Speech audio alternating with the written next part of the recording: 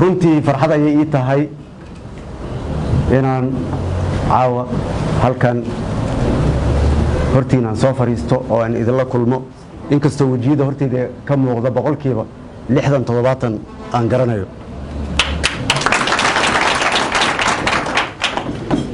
waan idinkaga mahad celinayaa sida sharafta leh oo aad isku soo abaabusheen anigana uu ilaahay i waafajiyey inaan toos halkan u imaado alxamdulilah mahad kadib sida saaxiibaday iga horeeyay Tarzan Al-Adaala iyo wasiir Maxamed ay sheegeen dalka xaaladda uu ku jiro sidii hore way ay dhantaa meel fiican ayay maraysaa targetkeena ama hadafkeena ama goolkeena waa doorashada marka koowaad waa doorashada marka labaad waa doorashada marka saddexaad waxaa dhinac socda waajibaadkii dawladda ilaa ay dawlad cusub ay ka imaanayso oo ah horumarinta waxqabadka oo ugu horeyso waxbarashada caafimaadka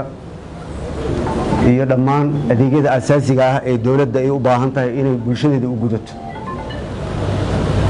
taas waa inoo labaysaa waana arinta ugu muhiimsan oo dhinac socota doorashada saad la socotaan caqabado badan ayaan ka soo gudubnay maanta waxaan ra'iisul wasaare ahay 11 bilood oo dhiman 6 maalmood 17 September aan maqashaan alla ay doorta aniga alla ay magacaabay waxaan ku dhaartay inaan fuliyo wixii lii magacaabay 17 September ee ahaa doorasho dadban oo ay ku heshiiyeen dawlad goboleedyada iyo dawladda federaalka alxamdulillah maanta doorashadii waa ay socotaa sanadkii waa uu bilowday nus ayuu marayaa hal maamul iyo dawlad goboleedyo iyo ayaa noo haray laakiin waxaan rajaynayaa labada bari ama saddexda bari oo soo socoto inay ka wada faraxashaan sanadka kadibna aan u gudubno oo aan kulanno aan isugu imaano meeshii aan ku heshiinay hadda xamar aan noo ballansanayd inaan wiiga soo socdo aan ku kulanno kadibna aan diyaarino qorshihii aqalka hoose ama baarlamaanka xubnihii baarlamaanka sidii loo diyaarin lahaa ay doorasho u gali lahaayeen aan ku wada heshiino waana iswada ogol is-aaminaad iyo isla socod ayaanu ku heshiinay dhib dheer kadib markii la soo maray 27 May heshiiskaas wuxuu dhigayay inaan aniga iyaga ii idmadeen aan hogaamiyo shanta dawlad goboleed iyo gobolka Banaadirba inay doorashadu ay ku socoto hab isla socda isfaham iswaalays sidii aan ku wadnaa dhamaanteen insha Allah ninka haday su'aali weydiiyaa jiro maxay doorashada loo dadajin la yahay waxaan ku wadnaa xilli adaga la soo maray hadda xilligii maahan 2016 hadda waxa lagu jiraa 2021 caqabadaha dhacay dhibaatooyina dhacay waxba la kala tirsaday dalka xaalad adag ayuu qarku u saarmay oo ah in civil war ama dagaal sokeeye dib loogu noqdo saa darteed waxaan ku wadnaa isla ogolkii hal qof kuma degdegayo laba qof kuma degdegayso waa in la isla socdaa oo la isla ogolaada waxna heshiis lagu yahay sidaasaan ku wadnaa waxa marka baahinta keenayna waa taas mid kale dhinac socotana waa dhaqaalihii doorashada saad la socotaan doorashadan waa ka duwan tahay doorashadii hore degmooyinka halay ahayd 2016 hadda waa labo dadka gudiyada wax dooranayo waxay ahaan jireen 51 maanta waa 101 marka wax kasto waxay noqdeen laba laab Soomaan marka waxa loo baahan yahay taxadar iyo in si miisaaman looga fikiro dhaqaalaha ku baxayo lacag waxaan ku qiyaasnay 26 milyan ah wali inteeda badan nooma soo xaroonin hadda 7 milyan iyo anaga dhinacayna qayb ka imaanayso ayaa diyaarinay inta kalena markaan isku imaano oo aan ku heshiino qaybtii labaad ee baarlamaanka ayaan iyadana war ka soo saaraynaa sidaan hore ugu sii socon lahayn laakiin dhammaanteen way naga wada go'an tahay waxaa soo hartay wada shaqaynta xukuumadda iyo madaxdeeda waxaa la yidhahdaa doqoni meeshii lagu dagaashay ogeeday meeshii lagu heshiiyey ma oga waa heshiisaan nahay dalkaas haddaan heshiis lahayn ma soconayo dalkaas qarow ka sii dhacaya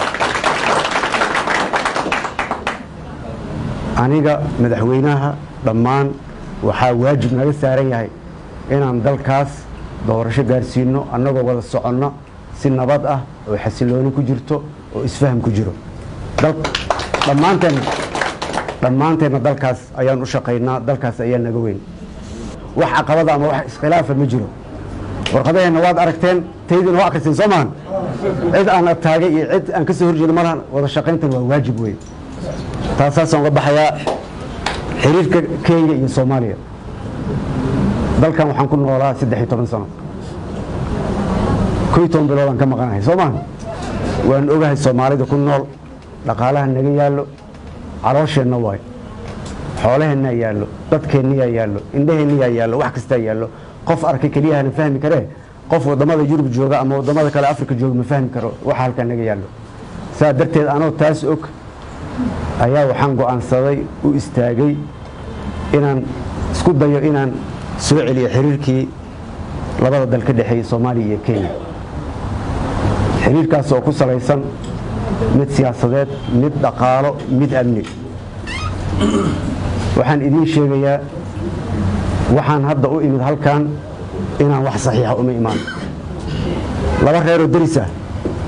aan tusaale u soo qaadanayaa laba guri isku dhagan laba ciido degan yihiin markay isdagaalaan cusbada iyo ciidda iyo cusbada iyo saliidda may kala qaataan mise marka hore waa la dhayaa marka hore dhaawac la dhayaa Soomaan aniga dhaawacay inaan dhayaan halkan u imid uma imaan cusbo iyo sokor iyo saliid inaan kala bedelano saa darteed waxaan rabaa inaa ogaataan inaan wax saxiix ah halkan uma imaanin waxaan kaloo rabaa shacabka Soomaaliyeed meel kasta oo ay joogaan inaan u sheego wiilka iyo gabadha Gaarisa jooga wiilka iyo gabadha Kismaayo jooga Jigjiga jooga Muqdisho jooga Hargeysa jooga Garowe jooga Jabuuti jooga dhammaantood waxay ka midaysan yihiin Gaalkacyo iyo Hobyo jooga dhammaantood waxay ka midaysan yihiin dhulka cirka iyo badda Soomaaliyeed waa lama taabtaan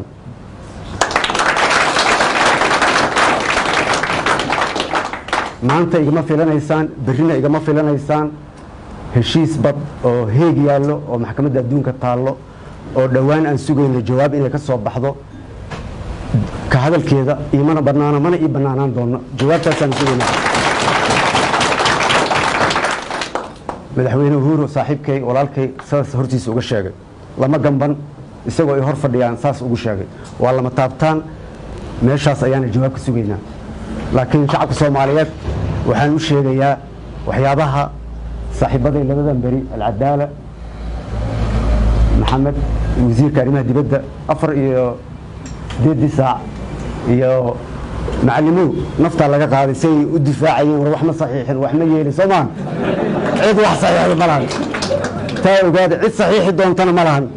intaan joogana hadduu Ilaahay awoodda siiyo cid ku xadgudbaysa ma lahan wixii Ilaahay naga siiyo heeg ayaan arkaynaa jawaabteeda markaas ayay u taallaa wixii ka soo baxa dawladda Soomaaliyeed oo hadda joogta ama haddii ku soo aado dawladda cusub oo dhalanayso waa hawl u taallo waxaan maqli jiray Soomaalida 100% waa muslim Soomaan markii la isqabto mid kale rabeen la xumeeyo waxa la yiraahdaa murtad Soomaan marka siyaasadda la rabeen la isku xumeeyo waxa la yiraahdaa badu soo saxiixaya